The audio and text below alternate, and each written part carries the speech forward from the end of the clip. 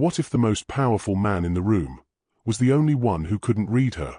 He had looked into the eyes of billionaires and watched them flinch.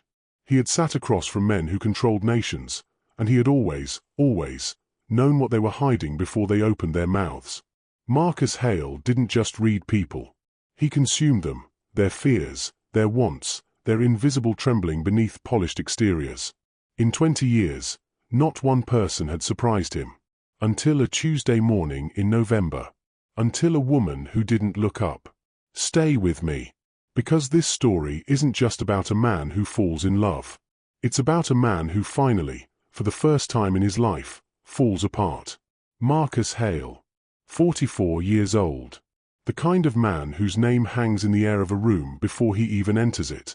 He built his fortune not with luck, not with inheritance, but with the terrifying precision of a mind that never missed. A micro-expression. A shifted posture. The single blink that came a half-second too late. He had a building. A reputation. A view of the city arranged exactly the way he'd arranged everything in his life, to his specification, at his distance. He had everything that was supposed to matter. And he ate lunch in 12 minutes, alone, reading documents that were already late. He didn't know it yet, but somewhere 3 floors below his office, sitting at an oak work table in the mezzanine archive space, a contract archivist named Nadia was quietly, completely, and utterly not thinking about him. And that was about to change everything. The meeting had been going for 11 minutes when Marcus knew it was over. Not because the numbers had shifted. Not because anyone had said the wrong thing. It was a cufflink. One touch. Daniel Forsythe, third-generation money, a man who had survived 3 market corrections and 2 divorces without visibly flinching, had pressed his knuckle to gold for exactly 3 seconds at the moment the yield projections were revised. Most people wouldn't have noticed. Marcus catalogued it the way other men catalog football scores. Automatically. Without emotional investment. Because the information simply lived in a part of his brain reserved for things that matter. Forsythe was afraid. Not of the deal. Of what would happen if he admitted the deal was wrong. "Give us a moment," Marcus said quietly. What followed was 11 minutes of careful, patient extraction, not confrontation, but precision. Questions shaped like keys. By the time Forsythe's team returned from the hallway, Marcus had restructured the offer, removed every psychological friction point, and handed Forsythe the exact words he needed to present the pivot to his board without losing face. The deal closed at 4:17 p.m. In the elevator down, his deputy Claire turned to him. "How do you do that?" Marcus watched the floor numbers descend. "Afraid people don't negotiate," he said simply. "They manage fear. That's all any of this is." He walked toward the building's south exit, always the south exit, never the main doors, and that was when the anomaly entered his awareness. Not dramatically. Not as an event. More like a note played in a song that doesn't belong to the key, and yet somehow, strangely, fits. She was sitting at the long oak work table in the mezzanine archive space on the 3rd floor. 3 archival boxes open in front of her.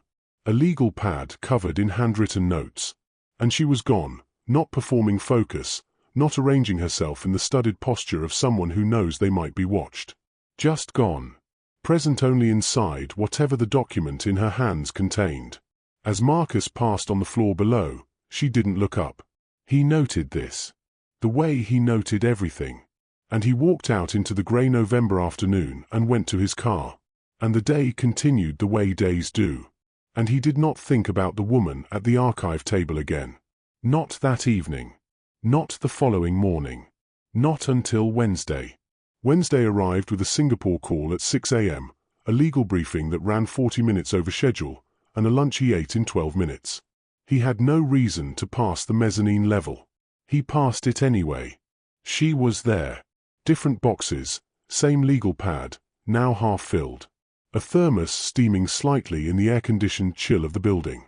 She was reading with a pencil in her hand, occasionally making small marks in the margin of what appeared to be a photocopied ledger from the mid-20th century. And there was something about the quality of her attention, the texture of it, that Marcus clocked without being able to classify. She was interested. Not performing interest. Not the manufactured engagement of someone making a record of their own diligence. Genuinely, simply, actually interested in an archival ledger from 60 years ago.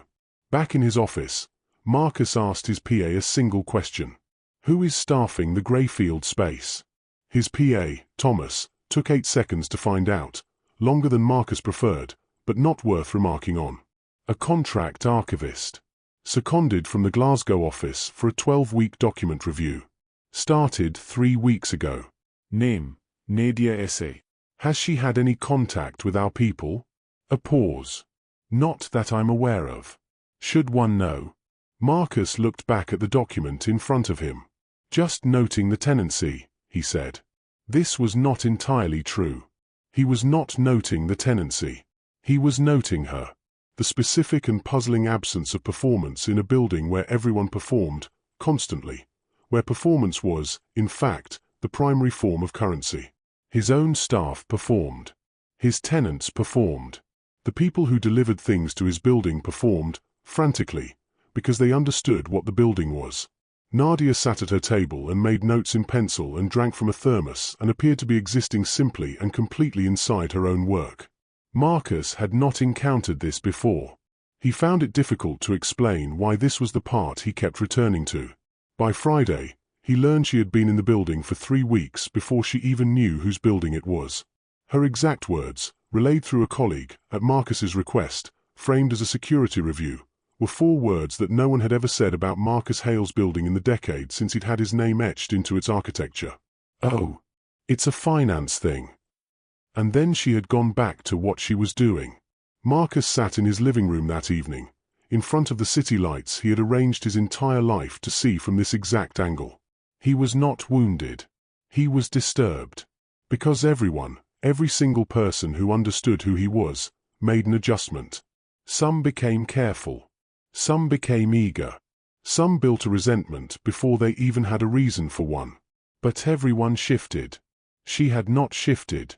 He picked up his phone, opened the building security footage from Wednesday morning, watched himself walk past the mezzanine level, watched her at her table. She did not look up. He watched it again. She did not look up. He closed the app and sat with the city lights and understood, with the slow, uncomfortable clarity of a man whose instruments have just returned an impossible reading, that he was going to keep looking at this. And that he could not yet explain why. He had read everyone. CEOs. Diplomats. Men whose lies were built like architecture. But in 20 years of watching, measuring, and knowing, he had never once been surprised. Until her. This is only the beginning. He built his life on one unbreakable truth. Everyone has an agenda. The nervous ones. The confident ones. The ones who smiled too quickly and the ones who never smiled at all. In 20 years, Marcus Hale had never met a person whose behavior didn't eventually reveal a shape, a want, a fear, a quiet hunger they were trying to hide. Until now. Because Nadia Essay had been working in his building for 3 weeks. She knew who he was. And she had not shifted. Not even slightly. What do you do when the one instrument you've always trusted stops working? Stay with me. This is where the story gets dangerous. The file Marcus received on Tuesday afternoon was clean, chronological, and deeply unsettling, not because of what it contained, but because of what it didn't. Nadia Essay. Born 1994. Birmingham. British Ghanaian. University of Edinburgh. History and Archival Studies. First-class honours. Postgraduate diploma in Records Management. University College London. 4 years with Greyfield Document Services. Edinburgh, then Glasgow. No disciplinary record. No complaints. Several internal commendations for accuracy and, one supervisor had written, somewhat unusually for a performance review, an uncommon ability to understand what a document is actually trying to say. Marcus read that line twice. The access log told him she arrived between 8:40 and 8:55 each morning. Left between 5:30 and 6:15. She used the building's south entrance, the same one Marcus used, not because she knew he used it, but because it was closer to her tube station. She ate lunch either at a small cafe 2 streets north, or outside, on a bench in the courtyard, eating from a container she'd brought from home, reading from a personal book unrelated to her work. She had badged into no floors except the third. She had made no attempt to access any building directory, staff list, or internal network. She had spoken to building staff on 4 recorded occasions. Once to thank a maintenance worker who held a door. Once to ask about recycling. Once to compliment a security guard on his jacket. Marcus had thought it was a good jacket himself. And once to tell the evening desk attendant she'd left her badge on the 3rd floor. Could someone let her up? She'd found it under a box, came back down, and said thank you in a way the attendant described to Rowan as like she actually meant it. Marcus set the report down. He picked it up and read it again from the beginning. The problem, and he was now willing to call it a problem, was that the file contained nothing. Not nothing as in absence of information. Nothing as in the shape was wrong. In Marcus's experience, files on people always had a shape. Debt produced a specific pattern. Ambition produced a specific pattern. Resentment, insecurity, longing, anxiety, all of it left signatures in behavior, and Marcus had spent 20 years learning to read those signatures with the accuracy of someone who had made it the operating system of his life. Nadia Ace's file had no shape. Or rather, it had a shape, but the shape was simply a person doing her job and living her life. He stood at the window and watched the city below do what it always did. Move. Transact. Signal. Maneuver.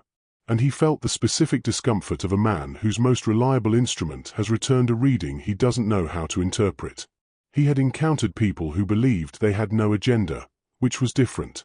They were always running something unconscious, and the unconscious version was often more revealing than the deliberate kind. He had encountered people who performed the absence of agenda as a strategy. That performance, once you knew how to look for it, was almost insultingly readable. But Nadia was not performing anything. He went back to his desk and wrote one additional request to Rowan, his head of security. He wanted notification of any change in her behavioral patterns. Any new access requests. Any contact with Hale Group personnel. Rowan replied within the hour. Understood. Anything specific you're looking for? Marcus looked at the question for longer than he normally would. No, he typed. Just changes. There were no changes. On Thursday, Marcus engineered, and he was already using that word honestly with himself, a reason to walk through the mezzanine level. He did not stop. He did not slow perceptibly. But he was close enough, briefly, to see her legal pad, now nearly full, and the margin notes beside her careful handwriting. Not doodles. Diagrams. Spatial sketches. The kind a person makes when they're mapping something complicated and need to see it in 2 dimensions. She was finding the shape inside historical records. He walked to the end of the mezzanine corridor and stood at the window for several seconds before he realized something that struck him like cold water. He had just done to her exactly what she apparently never did to anyone. He had observed her without her knowing. Or so he believed. It was a Friday evening. Back of his car. Crossing the river. The city reorganizing itself in the early November dark. And that was when the thought arrived, with the unpleasant clarity that certain thoughts reserve for the end of the week, when the noise of productivity has quieted enough to let them through. He had thought about Nadia Ace, specifically, as a person, not a category, more times in the past 2 weeks than he had thought about most people he had known for years. He placed her, carefully, in the 3rd of his 3 professional categories, those who were simply too interesting not to understand. It felt, for the first time, like solid ground. She was the only person in his observable world who appeared to have no relationship with his existence. Not hostility. Not the calculated nonchalance of someone managing their proximity to power. Just genuine, uncomplicated absence of that orientation. And because Marcus's entire life was structured around the reliable fact that everyone had an orientation toward him, toward what he represented, the absence of it in a person who was now clearly aware of his identity was an intellectual problem he could not leave unsolved. He opened the building security app. He noted the lack of pride in doing this. He categorized it. And continued. He pulled up archived footage from the day. Found her arrival at 8:48. Watched the time-lapse of her morning, the careful handling of materials, the note-taking, a brief phone call he had no audio for. She had laughed once during it. Easily. At something the other person said. He forwarded to 4:56 p.m. She had paused her work, set down her pencil, and looked up. Not toward the window. Not at the space in general. She had looked directly at the camera mounted in the upper corner of the mezzanine, the one Marcus had been using, at various times, to observe her. And she had held that gaze for 3 full seconds. Then she picked up her pencil and continued working. Marcus watched the sequence 4 times. Then he set his phone face down on the seat beside him and looked at the city through the car window. Whatever he had believed he was doing for the past 2 weeks had just been reclassified entirely. She knew. She had known, at some point he couldn't pinpoint, that she was being observed. And she had said nothing. Done nothing. Changed nothing. She had looked directly at the instrument of observation for 3 seconds. Like a person acknowledging something they've decided not to make an issue of. And returned to her ledgers. 20 years of reading people. 20 years of building his entire professional life on the premise that observation was control. That knowing was power. That information was the only currency that didn't devalue. He had never once considered what it would feel like to be read. He was considering it now. He did not sleep well that night. At 2:40 a.m., he was at his kitchen table with a glass of water he wasn't drinking, watching the footage again. 3 seconds. She had not been afraid. She had not been confrontational. She had not performed outrage or the kind of loaded silence that demands acknowledgement. She had simply seen. And then she had gone back to work. In his mind, with the precision of a man who had spent a career building internal models of other people, Marcus attempted to construct a model of Nadia. The model would not hold. Every framework slid off her. Not because she was complex in the way that resists modeling, but because modeling a person required the assumption of a concealed interior. A hidden want. A managed presentation over a private reality. What he was left with, when he removed those assumptions, was simply a person. Not a strategy. Not a performance. Not a position.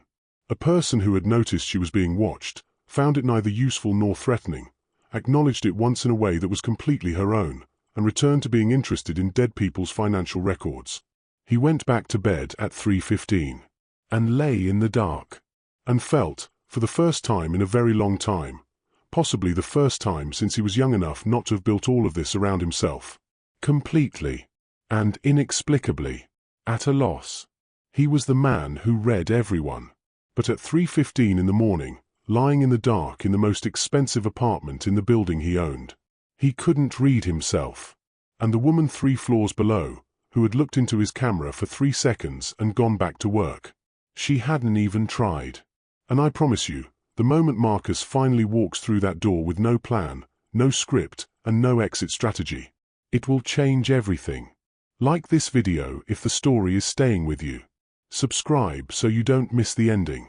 And tell me in the comments, have you ever met someone who just didn't perform for you? Someone who was simply, completely, real? Because Marcus Hale is about to find out what that costs. There is a kind of loneliness that the most successful people in the world carry like a second skeleton. You can't see it. They don't speak of it. But it lives in the way they scan every room before they enter. In the way they eat alone. In the exhausting, invisible labor of never, not once, not for a single conversation, being able to simply exist near another person without calculating the distance. Marcus Hale had lived inside that loneliness for 20 years. He had called it strength. He had called it clarity. He had built an empire on it. And then a woman who was just trying to do her job, a woman with a thermos and a pencil and a legal pad full of beautiful, careful notes, quietly, without intention, held a mirror up. And he could not look away. He did not review the footage on Saturday. This was the first day in 17 days that he had not, and he was aware of the significance of that gap the way you're aware of a sound that has stopped. Not as relief. As a new kind of pressure. He went for a walk instead. Marcus Hale. Walking without destination, without a scheduled call, without the walk serving as transit between 2 productive points. He walked along the river for an hour and 40 minutes, collar up against the November cold, watching the city move at weekend pace. Slower, more horizontal, people going where they had chosen to go rather than where they were required to be. He thought about the footage. He thought about the fact that he was thinking about the footage on the one day he had decided not to review it. He thought about what Thomas had confirmed earlier that week.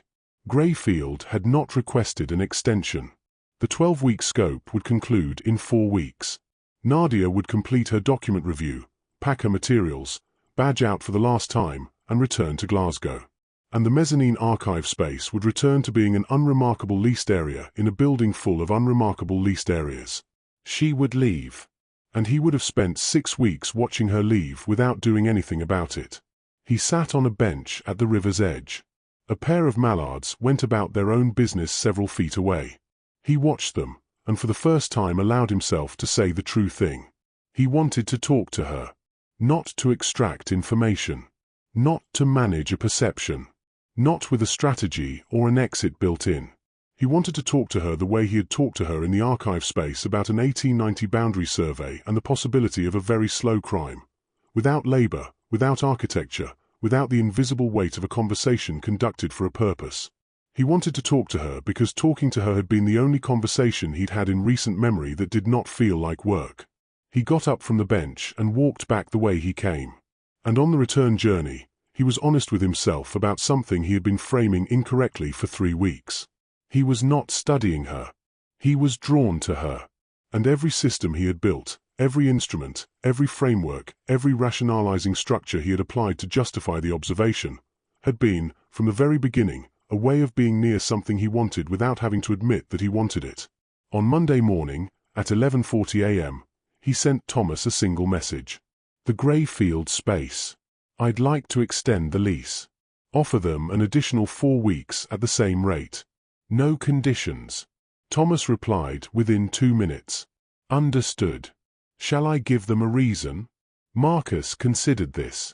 Tell them we've had a request for the adjacent space and would like their review to be complete before we begin that transition. Make it logistical. A pause. Precisely 1 minute longer than Thomas's usual reply cadence. The adjacent space is currently empty and has been for 8 months. Marcus looked at his screen. I know, he typed. Make it logistical. Greyfield accepted by 3 p.m.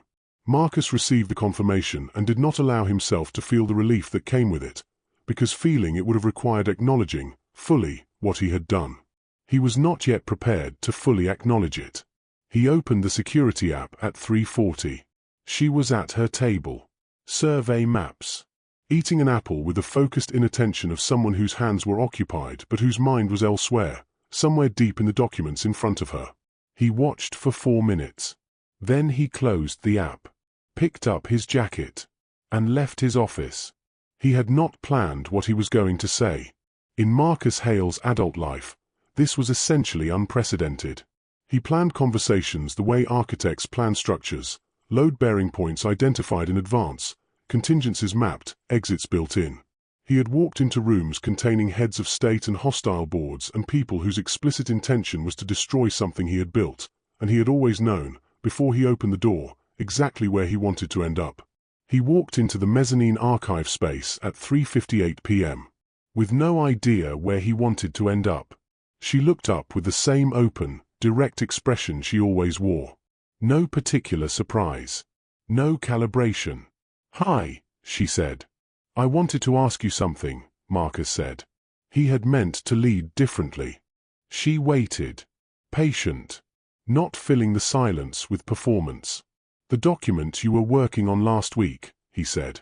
The boundary revision between the 1890 and 1912 surveys. Did you determine whether it was an error or a deliberate change? She looked at him for a moment. Then something happened in her face. Not a performance. A response. The quiet, unmistakable brightness of a person who has just been asked, genuinely, about something they care about. It was deliberate, she said. Someone in 1912 moved a boundary to absorb a disputed strip of land during the transfer of a neighboring estate. It's technically fraud, but everyone involved was dead by 1930, so. She tilted her head. The current client gets an extra 12 square meters, if they ever want to claim it. That's a very slow crime, Marcus said. She smiled. And it was the first time he had seen it, not in footage, not in peripheral observation, but directly, aimed at him, real. The best ones always are. He sat down. He hadn't meant to sit down. But she had already shifted her legal pad to make room on the table, naturally, without fuss, and somehow he was sitting across from her with the survey maps between them and the November light coming through the south-facing windows, the warm light that belonged to working rather than performing. They talked for 40 minutes. About the documents. About what they said and what they were hiding and the specific pleasure of recovering a truth that someone had spent a century trying to bury. About her training in Edinburgh, about a particular archive in Glasgow that he mentioned, offhand, because he'd funded the building's restoration. "Oh," she said. "You're that Hale." Not awed. Just recalibrating. "The archive on Sauchiehall Street. I worked there for a year. The light in the reading room is exceptional." He told her he hadn't known about the light. "Most people who fund buildings don't," she said. "They think about the structure. The readers live inside the light." He looked at her. She looked back at him, the way she had looked at the camera on that Friday afternoon. Direct, uncalibrated, unhurried. "You're the building owner," she said. It was not a question. "Yes." "I thought so," she said. "About 2 weeks ago." She did not say this with significance. She said it the way you say something that explains a small detail, and then she looked back at the survey maps, and the afternoon continued. He left the archive space at 4:42 p.m. He walked back to his office. Sat at his desk. The board presentation was still on his screen, where he had left it. He did not open it. He sat in the particular stillness of a man who has just returned from somewhere he did not expect to go, and found, against all probability, that it was the most solid ground he had stood on in years. He had not extracted anything. He had not managed a perception. He had not conducted a conversation for a purpose. He had simply talked to someone. And it had been enough. More than enough. It had been the kind of enough that makes everything you thought was sufficient feel suddenly, quietly, not quite right by comparison. He picked up his phone. Not the security app. He opened his contacts. Typed a message to Thomas. "If Greyfield's project lead is available, I'd like to be introduced through proper channels. Professional courtesy." Thomas replied in 40 seconds. "Of course. Her name is Nadia AC. Shall I arrange it?" Marcus looked at his screen for a moment. "Yes," he typed. "No urgency." He put the phone in his jacket pocket and looked out at the city. The city moved the way it always moved. But something in the quality of the light through his window, and he could not have explained this to anyone, certainly not to himself, 6 weeks ago, had shifted. He thought about a woman who spent her lunch hours reading about a Ghanaian diplomat that most of the world had forgotten. A woman who made careful diagrams in pencil margins to map relationships that no one else had thought worth preserving. A woman who had looked into his surveillance camera for 3 seconds and gone back to work as if to say, "I see you. I'm not afraid. I'm not interested in your power. I'm interested in the truth inside things." And he thought, quietly, with a steadiness he had not felt in longer than he could calculate, that this was the first time in 20 years that someone had been interesting to him not because they were a problem to solve, but because they were a person. Worth knowing. Marcus Hale had spent 20 years reading people. He had never once been surprised. Until a woman who didn't look up. Until a woman who looked directly into the instrument of observation for 3 seconds, and then went back to the work she loved. Until the first honest conversation he'd had in years. Over a very slow crime. In a room with good November light. He didn't know yet what would come next. He was not a man who had practice with not knowing. But for the first time in as long as he could remember, the not knowing felt less like a gap, and more like a door. Here is what this story quietly teaches us. The most dangerous prison is not the one built from poverty or failure. It's the one built from success. From 20 years of being the most capable person in every room. From learning to read everyone so well that you stop being able to simply be with anyone. From turning observation into a wall you call wisdom.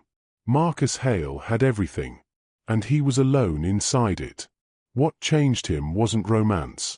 What changed him was witnessing someone who was free. Free from performance. Free from agenda. Free enough to look into a surveillance camera for 3 seconds and simply choose not to make it a problem. Nadia didn't heal him. She didn't try to. She just lived honestly, inside her work, inside her lunches, inside her interest in people who history had forgotten, and that honesty, observed by a man who had almost forgotten what it looked like, became a mirror. The lesson isn't find someone who doesn't care who you are. The lesson is this. Be the kind of person who is interesting because of what you love, not impressive because of what you own. Be the kind of person who can sit in a room and do the work and not need the room to notice. And if someone sits down across from you, really sits down, without strategy, without exit, let them. Because that moment, quiet and unremarkable as it looks from the outside, is often the first genuinely real thing that's happened in a very long time. If this story stayed with you, if some part of Marcus's loneliness felt familiar, or Nadia's quiet freedom felt like something you're reaching for, please leave a comment below. Tell me which moment hit hardest. Subscribe to this channel because every story we tell here is built for people who don't just want to be entertained, they want to be seen. Share this with someone who works too hard and forgets to live inside it. And come back. Because the next story is waiting. And it begins, like all the best ones do, with someone who didn't look up.